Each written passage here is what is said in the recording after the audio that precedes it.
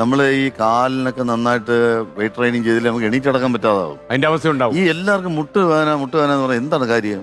ഈ കാലിന്റെ muscle strengthen ചെയ്യാത്തത് കൊണ്ടാണ് ഈ മുട്ടുവേദന വരുന്നത്. ഈ കാലിനല്ല നമ്മുടെ പ്രായം കൂടുന്തോറും നമ്മുടെ മസിലുകളെല്ലാം വീക്ക് ആയിക്കൊണ്ടിരിക്കും.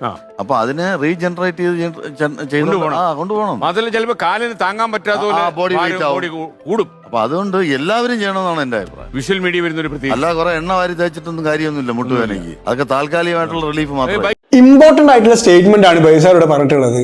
എങ്ങനെ വെയിറ്റ് ട്രെയിനിങ് ചെയ്യാം, എല്ലാവർക്കും ചെയ്യാൻ പറ്റുമോ, വെയിറ്റ് ട്രെയിനിങ് ചെയ്ത് നിർത്തി കഴിഞ്ഞാൽ തടി കൂടുമോ എന്നുള്ള ഡൗട്ട്സുകളാണ് പലർക്കും ഉള്ളത്. വെയിറ്റ് ട്രെയിനിങ് എല്ലാവർക്കും ചെയ്യാം. പ്രായം ഒരു ഘടകമല്ല.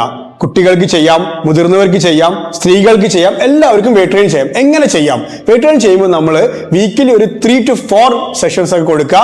റിക്കവറി ഇതിൽ ഇമ്പോർട്ടന്റ് ആണ്. വെയിറ്റ് ട്രെയിനിങ് ചെയ്ത് നിർത്തി കഴിഞ്ഞാൽ നമ്മൾ തടി കൂടുമോ എന്നുള്ള ഡൗട്ടിൽ വെയിറ്റ് ട്രെയിനിങ് ചെയ്ത്